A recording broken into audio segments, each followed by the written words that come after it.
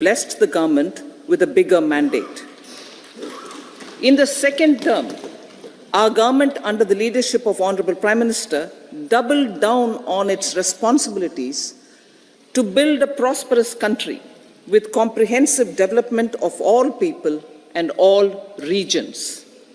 Our government strengthened its mantra to Sabka Saath, Sabka Vikas and Sabka Vishwas.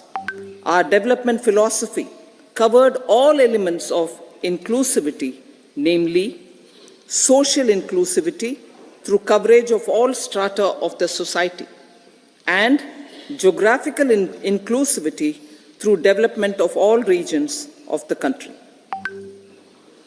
With the whole of nation approach of Sabka Prayas, the country overcame the challenges of once in a century pandemic, took long strides towards Atmanirbhar Bharat, committed to Panch Pran, and laid solid foundations for the Amrit Kal.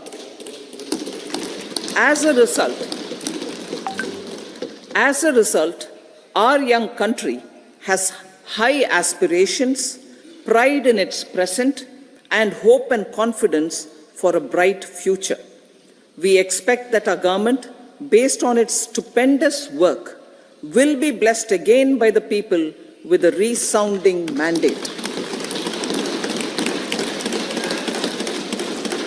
Inclusive development and growth.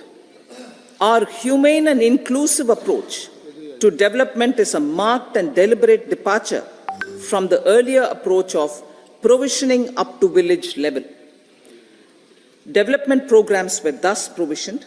In the last 10 years, however, have targeted each and every household and individual through housing for all, Har Ghar Jal, electricity for all, cooking gas for all, bank accounts and financial services for all in record time. The worries about food have been eliminated through free ration for 80 crore people. Minimum support prices for the produce of Annadata are periodically increased appropriately. These and the provision of basic necessities have enhanced real income in the rural areas. Their economic needs could be addressed, thus spurring growth and generating jobs. Social justice. Our government is working with an approach to development that is all-round, all-pervasive, and all-inclusive. Sarvangin, Sarvasparshi, or Sarvasamaveshi. It covers all castes and people at all levels. We are working to make India a Vikasit Bharat by 2047. For achieving that goal, we need to improve people's capability and empower them. Previously, social justice was mostly a political slogan. For our government, social justice is an effective and necessary governance model. The saturation approach of covering all eligible people is the true and comprehensive achievement of social justice. This is secularism in action, reduces corruption, and prevents nepotism, prevents Bhai Bhatijawad. There is transparency and assurance that benefits are delivered to all eligible people. The resources are distributed fairly. All, regardless of their social standing, get access to opportunities. We are addressing systemic inequalities that had plagued our society. We focus on outcomes and not on outlays so that the social economic transformation is achieved. As our Prime Minister firmly believes, we need to focus on 4 major castes. They are Garib, Mahilaye, Yuva, and Annadata. Their needs their aspirations and their welfare are our highest priority. The country progresses when they progress. All four require and receive government support in their quest to better their lives. Their empowerment and well-being will drive the country forward. Garib Kalyan, Desh Ka Kalyan. We believe in empowering the poor.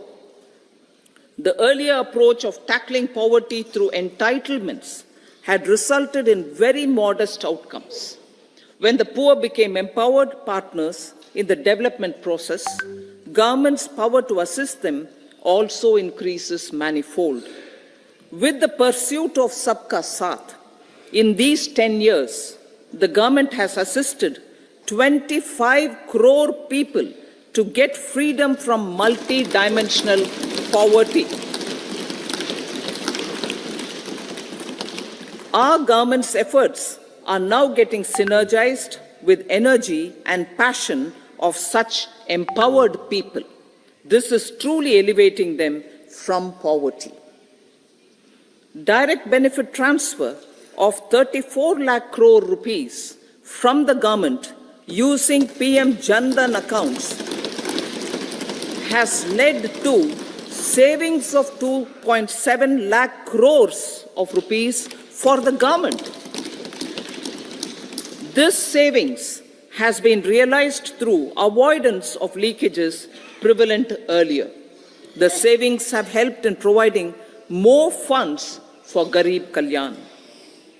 PM Swanidhi has provided credit assistance to 78 lakh street vendors. From that total of 78 lakh street vendors, 2.3 lakh have received credit for the third time. PM Janman Yojana reaches out to the particularly vulnerable tribal groups who have remained outside the realm of development so far. PM Vishwakarma Yojana provides end-to-end support to artisans and craftspeople engaged in 18 trades. The schemes for empowerment of Divyangs and transgender persons reflect firm resolve of our government to leave no one behind.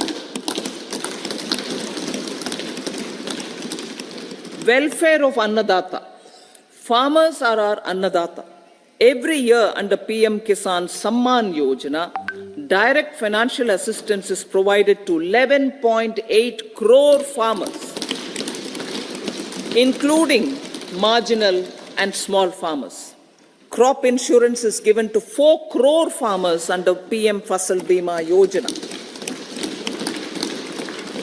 These, besides several other programs, are assisting Annadata in producing food for the country and for the world. Electronic National Agricultural Market has integrated 1,361 mandis and is providing services to 1.8 crore farmers with trading volume of 3 lakh crores of rupees. The sector is poised for inclusive, balanced, higher growth and productivity. These are facilitated from farmer-centric policies, income support, coverage of risks through price and insurance support, promotion of technologies and innovations through startups. Empowering the Amrit PD, the Yuva. Our prosperity depends on adequately equipping and empowering the youth. The National Education Policy 2020 is ushering the transformational reforms. PM Schools for Rising India, PM Shri, are delivering quality teaching and nurturing holistic and well-rounded individuals. The Skill India mission has trained 1.4 crore youth, upskilled and reskilled 54 lakh youth, and established 3,000 new ITIs. A large number of institutions of higher learning, namely 7 IITs, 16 triple ITs, 7 IIMs, 15 aims and 390 universities have been set up. PM Mudra Yojana has sanctioned 43 crore loans aggregating to 22.5 lakh crores of rupees for entrepreneurial aspirations of our youth. Besides that, Fund of Funds, Startup India and Startup Credit Guarantee schemes are assisting our youth. They are also becoming Rozgar Data. The country is proud of our youth scaling new heights in sports.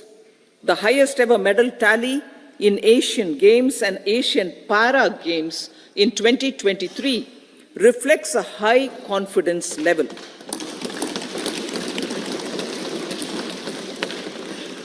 Chess prodigy and our #1 ranked player Pragyananda put up a stiff fight against the reigning world champion Magnus Carlsen in 2023. Today, India has over 80 chess grandmasters compared to little over 20 in 2010. Momentum for Nari Shakti. The empowerment of women through entrepreneurship, ease of living, and dignity for them has gained momentum in these 10 years. 30 crore Mudra Yojana loans have been given to women entrepreneurs. Female enrollment in higher education has gone up by 28% in 10 years. In STEM courses, girls and women constitute 43% of enrollment, one of the highest in the world. All these measures are getting reflected in the increasing participation of women in workforce. Making triple talaq illegal, reservation of 1/3 seats for women in the Lok Sabha and state assemblies, and giving over 70% houses under PM Aawaz Yojana in rural areas to women, and giving over 70% houses under PM Aawaz Yojana in rural areas to women as sole or joint owners have enhanced their dignity. Exemplary track record of governance, development, and performance. Besides delivering on high growth in terms of gross domestic product, the government is equally focused on a more comprehensive GDP, that is, governance, development, and performance. Our government has provided transparent, accountable, people-centric, and prompt, trust-based administration with citizen-first and minimum government, maximum governance approach. The impact of all-round development is discernible in all sectors. There is macroeconomic stability, including in the external sector. Investments are robust. The economy is doing well. People are living better and earning better, with even greater aspirations for future. Average real income of the people has increased by 50%. Inflation is moderate. People are getting empowered, equipped, and enabled to pursue their aspirations. There is effective and timely delivery of programs and of large projects. Economic management. The multi-pronged economic management over the past 10 years has complemented people-centric, inclusive development. Following are some of the major elements. 1. All forms of infrastructure, physical, digital, or social, are being built in record time.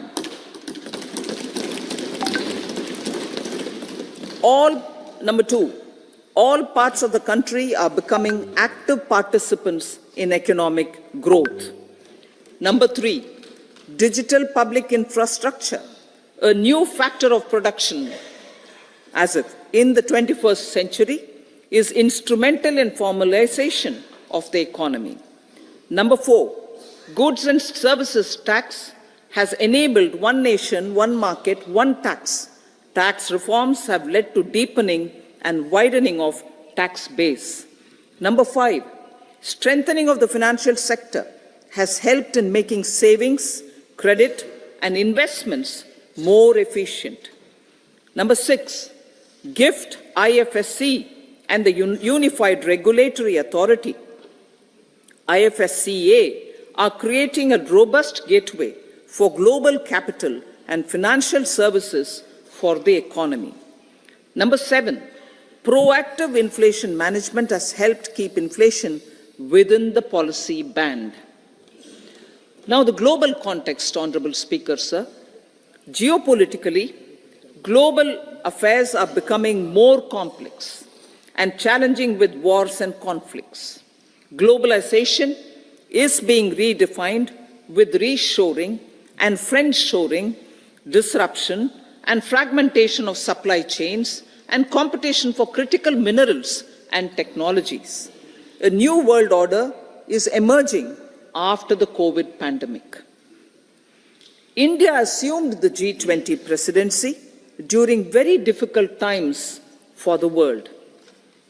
The global economy was going through high inflation, high interest rates, low growth, very high public debt, low trade growth, and climate changes.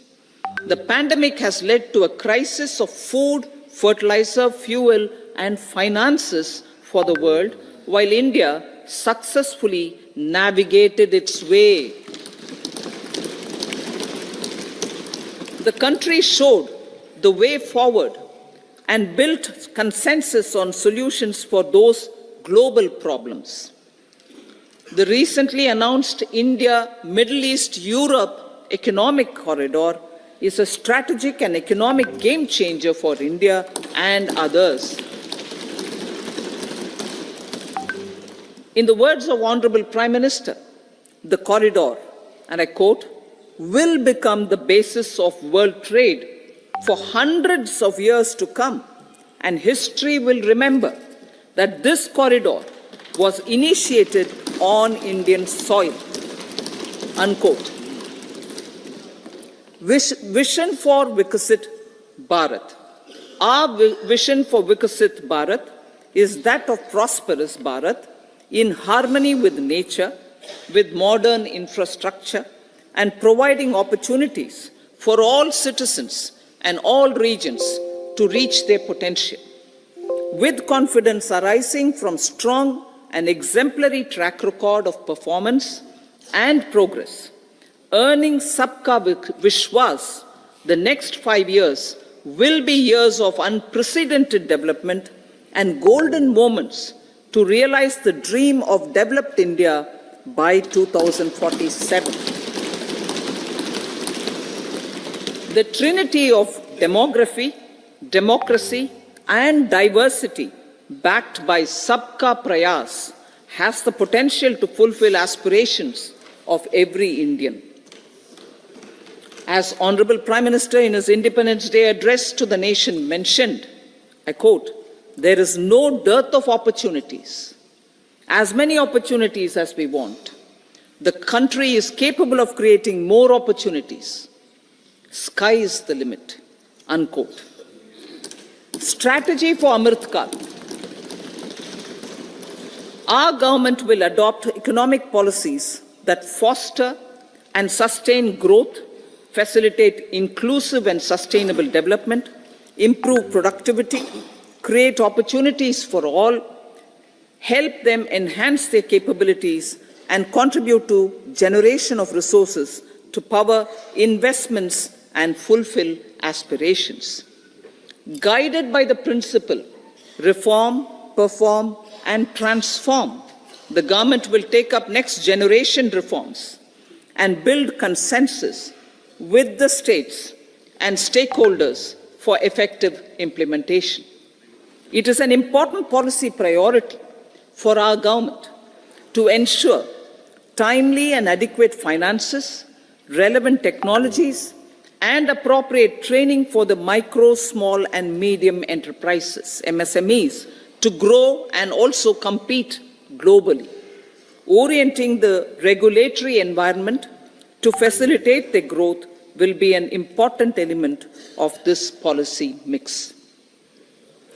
Aligning with the Panchamrit goals, our government will facilitate sustaining high and more resource-efficient economic growth. This will work towards energy security in terms of availability, accessibility, and affordability. For meeting the investment needs, our government will prepare the financial sector in terms of size, capacity, skills, and regulatory framework. Aspirational Districts Program.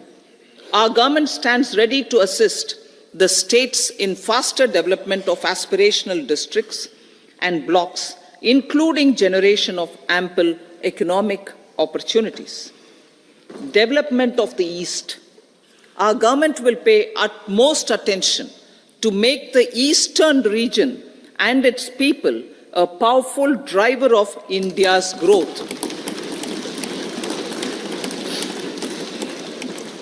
PM Aawaz Yojana Gramin. Despite the challenges due to COVID, implementation of PM Aawaz Yojana Gramin continued, and we are close to achieving the target of 3 crore houses. 2 crore more houses will be taken up in the next 5 years to meet the requirement arising from increase in the number of families. Rooftop solarization and Muft Bijli. Through rooftop solarization, 1 crore households will be enabled to obtain up to 300 units free electricity every month. This scheme follows the resolve of Honorable Prime Minister on the historic day of consecration of Sri Ram Mandir in Ayodhya.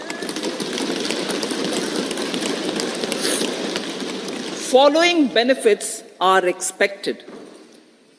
Savings up to 15 to 18,000 rupees annually for households from free solar electricity and selling the surplus to the distribution companies. Charging of electric vehicles. Entrepreneurship opportunities for a large number of vendors for supply and installation. Employment opportunities for the youth with technical skills in manufacturing, installation, and maintenance. Housing for middle class.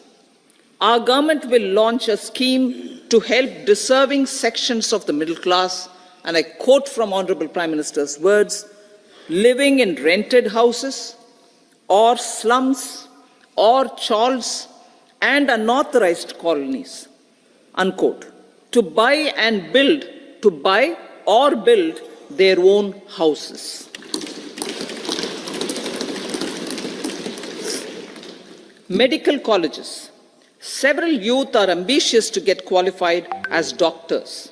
They aim to serve our people through improved healthcare services. Our government plans to set up more medical colleges by utilizing the existing hospital infrastructure under various departments. A committee for this purpose will be set up to examine the issues and make relevant recommendations. Cervical cancer vaccination. Our government will encourage vaccination for girls in the age group of 9 to 14 years for prevention of cervical cancer. Maternal and child health care. Various schemes for maternal and child care will be brought under one comprehensive program for synergy in implementation. Upgradation of Anganwadi centers under Saksham Anganwadi and Poshan 2.0 will be expedited for improved nutrition delivery, early childhood care and development. The newly designed You Win platform for managing immunization and intensified efforts of Mission Indradhanush will be rolled out expeditiously throughout the country. Ayushman Bharat. Healthcare cover under Ayushman Bharat scheme will be extended to all ASHA workers, to all Anganwadi workers and helpers.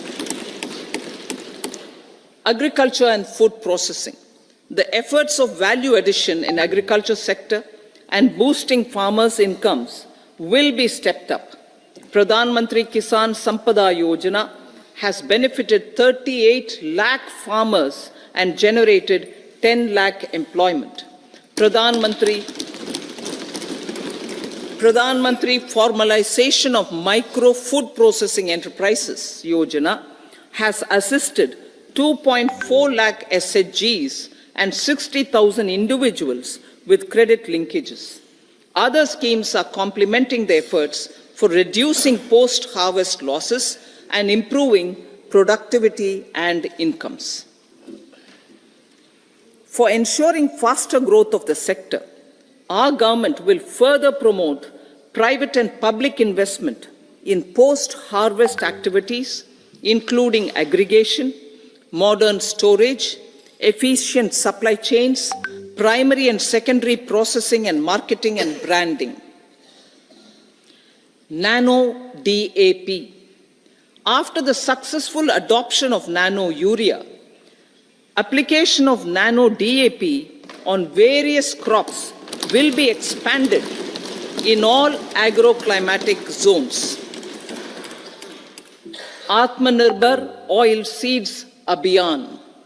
Building on the initiative announced in 2022, a strategy will be formulated to achieve Atmanirbharta for oil seeds such as mustard, groundnut, sesame, soya bean, and sunflower. This will cover research for high-yielding varieties, widespread adoption of modern farming techniques, market linkages, procurement, value addition, and crop insurance. Dairy development. A comprehensive program for supporting dairy farmers will be formulated. Efforts are already on to control foot and mouth disease. India is the world's largest milk producer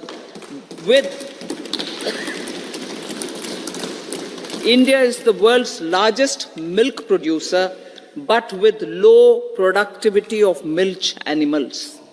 The program will be built on the success of existing schemes such as Rashtriya Gokul Mission, National Livestock Mission, and infrastructure development funds for dairy processing and animal husbandry.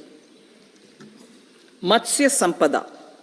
It was our government which set up a separate department for fisheries, realizing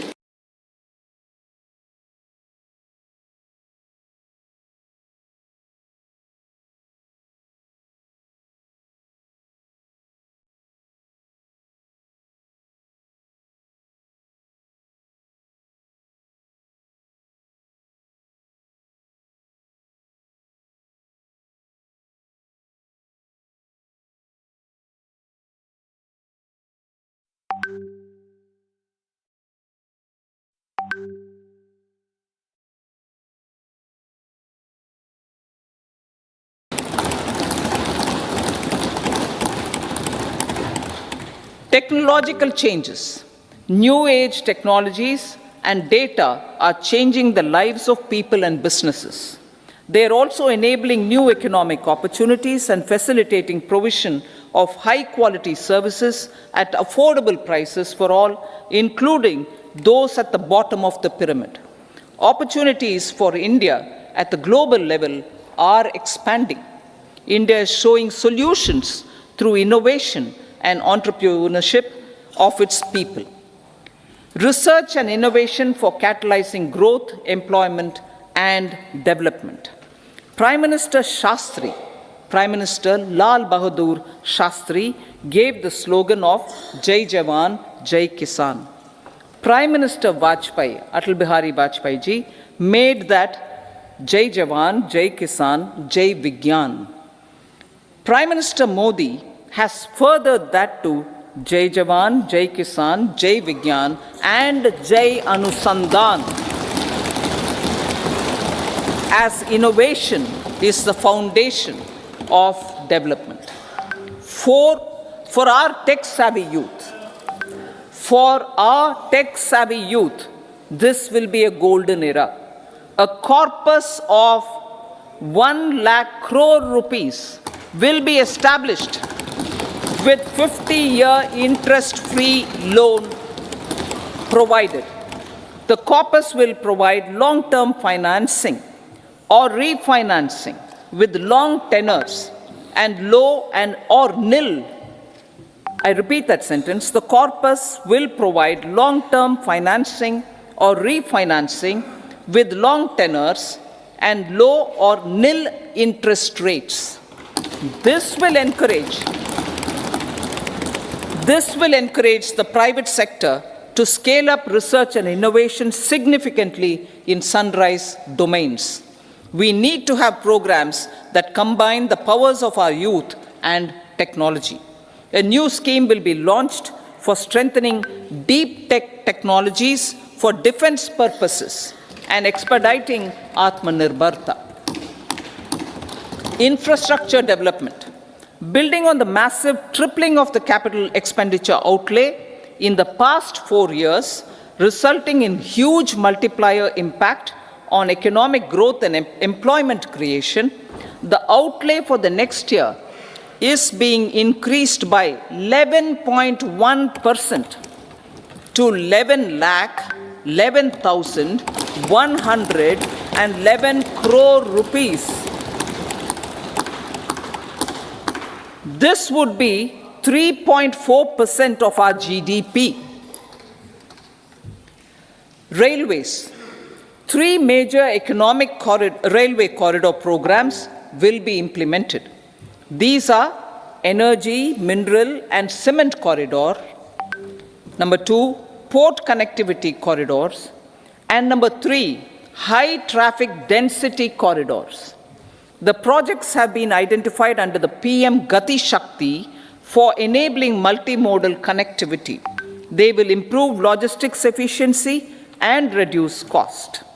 The resultant decongestion of the high traffic corridors will also help in improving operations of passenger trains, resulting in safety and higher travel speed for passengers. Together with dedicated freight corridors, these 3 economic corridor programs will accelerate our GDP growth and reduce logistic costs.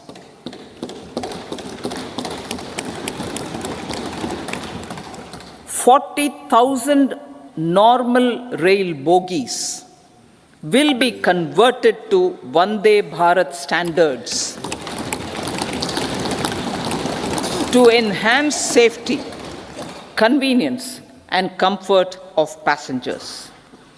Aviation sector. The aviation sector has been galvanized in the past 10 years. Number of airports have doubled to 149. Rollout of air connectivity to Tier 2 and Tier 3 cities under UDAN scheme has been widespread. 517 new routes are carrying 1.3 crore passengers. Indian carriers have proactively placed orders for over 1,000 new aircrafts. Expansion of existing airports and development of new airports will continue expeditiously. Metro and Namo Bharat. We have a fast expanding middle class and rapid urbanization is taking place. Metro rail and Namo Bharat can be the catalyst for the required urban transformation. Expansion of these systems will be supported in large cities, focusing on transit-oriented development. Green energy. Towards meeting our commitment for net zero by 2070, the following measures will be taken. Viability gap funding will be provided for harnessing offshore wind energy, potential for initial capacity of 1 gigawatt. Coal gasification and liquefaction capacity of 100 metric tons will be set up by 2030. This will also help in reducing imports of natural gas, methanol, and ammonia. Phased mandatory blending of compressed biogas in compressed natural gas for transport and piped natural gas for domestic purposes will be mandated. Financial assistance will be provided for procurement of biomass aggregation machinery to support collection. Electric vehicle ecosystem. Our government will expand this and strengthen the e-vehicle ecosystem by supporting manufacturing and charging infrastructure. Greater adoption of e-buses for public transport networks will be encouraged through payment security mechanism. Biomanufacturing and biofoundry. For promoting green growth, a new scheme of biomanufacturing and biofoundry will be launched. This will provide environment-friendly alternatives such as biodegradable polymers, bioplastics, biopharmaceuticals, and bioagri inputs. This scheme will also help in transforming today's consumptive manufacturing paradigm to the one based on regenerative principles. Blue Economy 2.0. For promoting climate resilient activities for Blue Economy 2.0, a scheme for restoration and adaptation measures and coastal aquaculture and mariculture with integrated and multi-sectoral approach will be launched. Comprehensive development of tourist centers. The success of organizing G20 meetings in 60 places presented diversity of India to global audience. Our economic strength has made the country an attractive destination for business and conference tourism. Our middle class also now aspires to travel and explore. Tourism, including spiritual tourism, has tremendous opportunities for local entrepreneurship.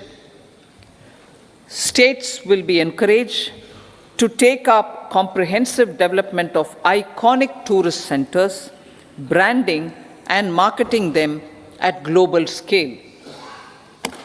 A framework for rating of the centers based on quality of facilities and services will be established. Long-term interest-free loans will be provided to states for financing such development on matching basis. To address the emerging fervor for domestic tourism, Honorable Speaker, sir, projects for port connectivity, tourism infrastructure, and amenities will be taken up on our islands, including Lakshadweep. This will help in generating employment also. Promoting investments.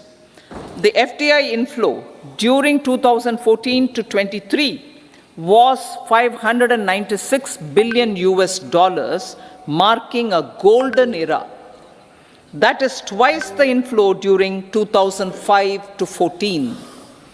For encouraging sustained foreign investment, we are negotiating bilateral investment treaties with our foreign partners in the spirit of First Develop India. FDI is First Develop India. Reforms in the states for Vikasit Bharat. Many growth and development enabling reforms are needed in the states for realizing the vision of Vikasit Bharat. A provision of 75,000 crore rupees as 50-year interest-free loan is proposed this year to support those milestone-linked reforms by the state governments. Societal changes. The government will form a high-powered committee for an extensive consideration of the challenges arising from fast population growth and demographic changes. The committee will be mandated to make recommendations for addressing these challenges comprehensively in relation to the goal of Vikasit Bharat. Amrit Kal as Kartavya Kal. Our government stands committed to strengthening and expanding the economy with high growth and to create conditions for people to realize their aspirations. Honorable Prime Minister, in his Independence Day address to the nation in the 75th year of our Republic, said, and I quote, "We commit ourselves to national development with new inspirations, new consciousness, new resolutions, as the country opens up immense possibilities and opportunities. It is our Kartavya Kal." Unquote.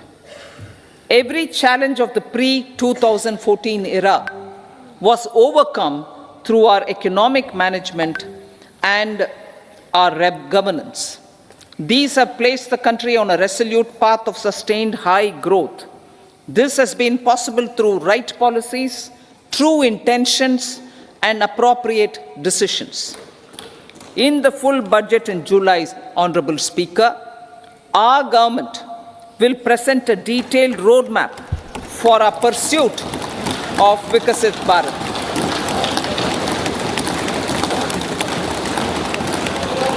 Revised estimates of 2023-24.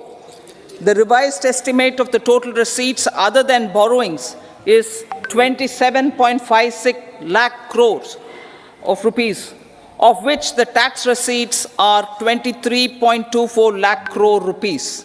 The revised estimate of total expenditure is 44.90 lakh crore rupees.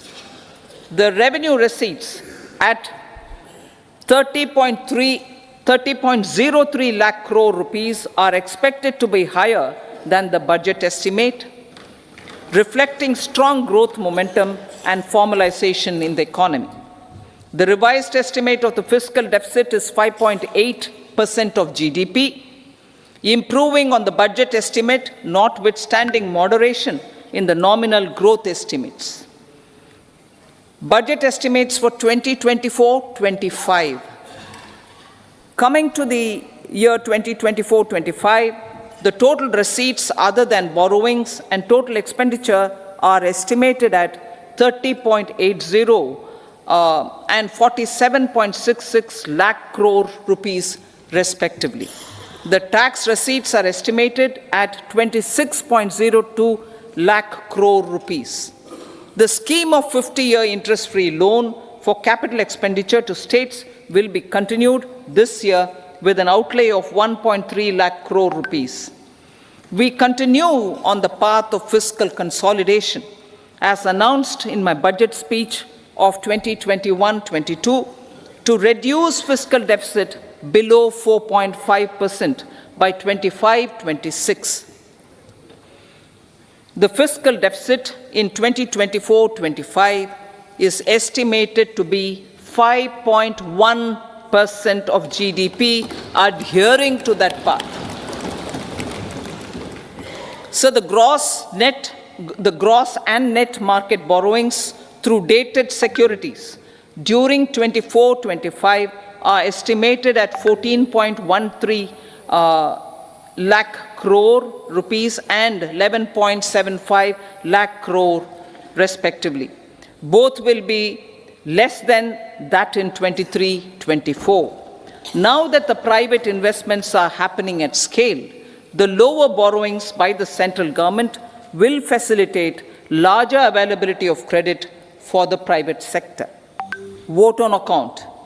I'll be seeking vote on account approval of the Parliament through the appropriation bill for a part of the financial year 2024-25.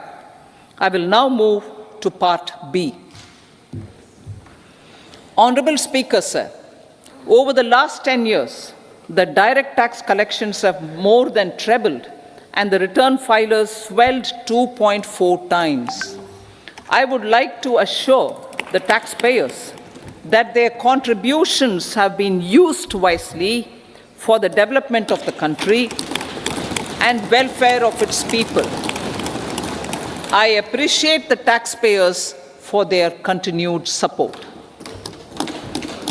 The government has reduced and rationalized tax rates. Under the new tax scheme, there is now no tax liability for taxpayers with income up to 7 lakh rupees, up from 2.2 lakh rupees in the financial year 2013-14. The threshold for presumptive taxation for retail businesses was increased from 2 crores to 3 crores. Similarly, the threshold for professionals eligible for presumptive taxation was increased from 50 lakh rupees to 75 lakh rupees. Also, corporate tax rate was decreased from 30% to 22% for existing domestic companies and to 15% for certain new manufacturing companies. Honorable Speaker, sir, in the last 5 years, our focus has been to improve taxpayer services. The age-old jurisdiction-based assessment system was transformed with the introduction of faceless assessment and appeal, thereby imparting greater efficiency, transparency, and accountability. Introduction of updated income tax returns, a new Form 26AS, and pre-filling of tax returns have made filing of tax returns simpler and easier. Average processing time of returns has been reduced from 93 days in the year 2013-14 to a mere 10 days this year, thereby making refunds faster. Indirect taxation. By unifying the highly fragmented indirect tax regime in India, the GST has reduced the compliance burden on trade and industry. The industry has acknowledged the benefits of GST. According to a recent survey conducted by a leading consulting firm, 94% of industry leaders view the transition to GST as largely positive. According to 80% of the respondents, it has led to supply chain optimization, as elimination of tax arbitrage and octroi has resulted in disbanding of checkposts at the state and city boundaries. At the same time, tax base of GST more than doubled, and the average monthly gross GST collection has almost doubled to 1.66 lakh crores this year. States too have benefited. States' SGST revenue, including compensation released to states in the post-GST period of 2017-18 to 2022-23, has achieved a buoyancy of 1.22. In contrast, the tax buoyancy of state revenues from subsumed taxes in the pre-GST 4-year period of 2012-13 to 2015-16 was a mere 0.72. The biggest beneficiaries are consumers, as reduction in logistic cost and taxes have brought down prices of most goods and services. We have taken a number of steps in customs to facilitate international trade. As a result, the import release time declined by 47% to 71 hours at inland container depots, by 28% to 44 hours at air cargo complexes, and by 27% to 85 hours at seaports over the last 4 years since 2019, when the national time release studies were first started. Tax proposals.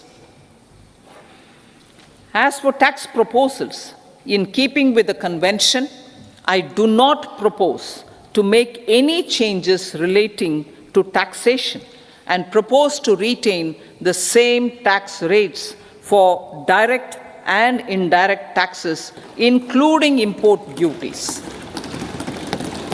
However, certain tax benefits to startups and investments made by sovereign wealth or pension funds, as also tax exemption on certain income of some IFSC units, are expiring on 31/3/2024. To provide continuity in taxation, I propose to extend the date to 31/3/2025.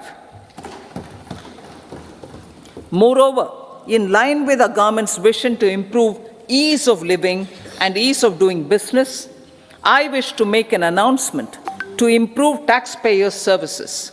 There are a large number of petty, non-verified, non-reconciled, or disputed direct tax demands,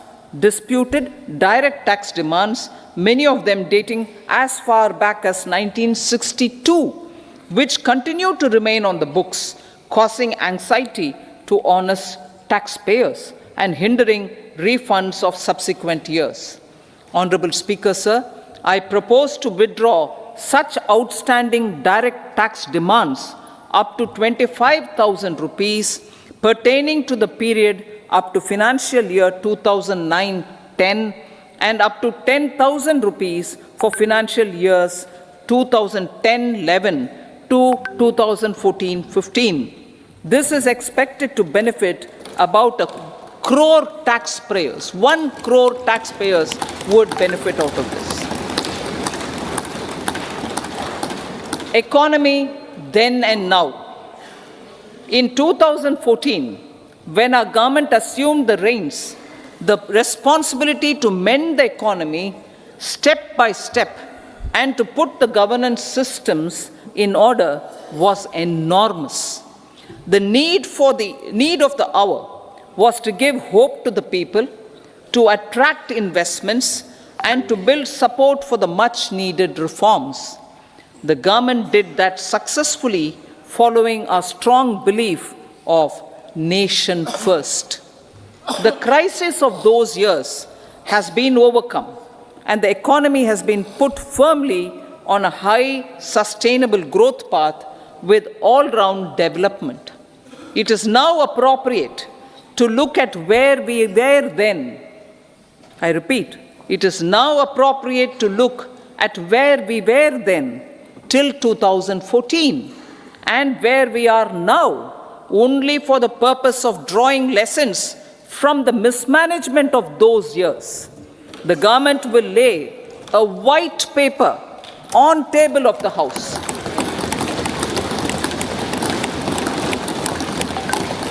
The exemplary track record of governance, development and performance, effective delivery and Jan Kalyan has given the government trust, confidence and blessings of the people to realize whatever it takes, the goal of Vikasit Bharat, with good intentions, true dedication and hard work in the coming years and decades.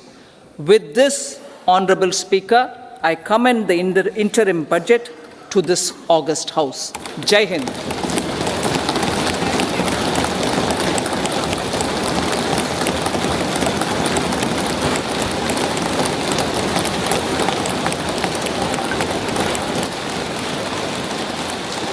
Item number 2, Srimati Nirmala Sitharaman ji.